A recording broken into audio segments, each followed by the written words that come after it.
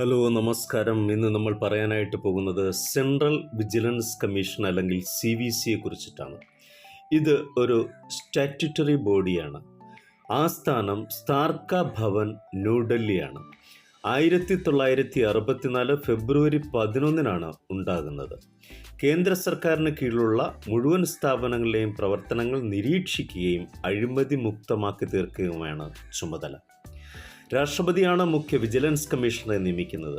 മലയാളിയായ PJ Thomas ആണ് പിരിച്ചുവിടപ്പെട്ട മുഖ്യ വിജിലൻസ് കമ്മീഷണർ. സന്താനം കമ്മിറ്റിയുടെ ശുപാർശ പ്രകാരമാണ് രൂപീകരിച്ചത്. നിലവിലെ കമ്മീഷണർ പ്രവീൺ കുമാർ ശ്രീവാസ്തവയാണ്. സെൻട്രൽ വിജിലൻസ് കമ്മീഷണറുടെ കാലാവധി 4 വർഷം അല്ലെങ്കിൽ 65 വയസ്സാണ്. ഇന്ത്യയുടെ ആദ്യത്തെ വിജിലൻസ് കമ്മീഷണറായിരുന്നു N. ശ്രീനിവാസ റാവു. ഇനി വിജിലൻസ് ബോധന വീക്കിനെ കുറിച്ചിട്ട് പറയാം. 2019 മുതൽ സർദാർ വല്ലഭായ് പട്ടേലിൻ്റെ ഓർമ്മയ്ക്കായിട്ടാണ്, അദ്ദേഹത്തിൻ്റെ ജന്മദിനത്തിനോടനുബന്ധിച്ചിട്ടാണ് വിജിലൻസ് അവയർനെസ് വീക്ക് ഉണ്ടായത്. 2023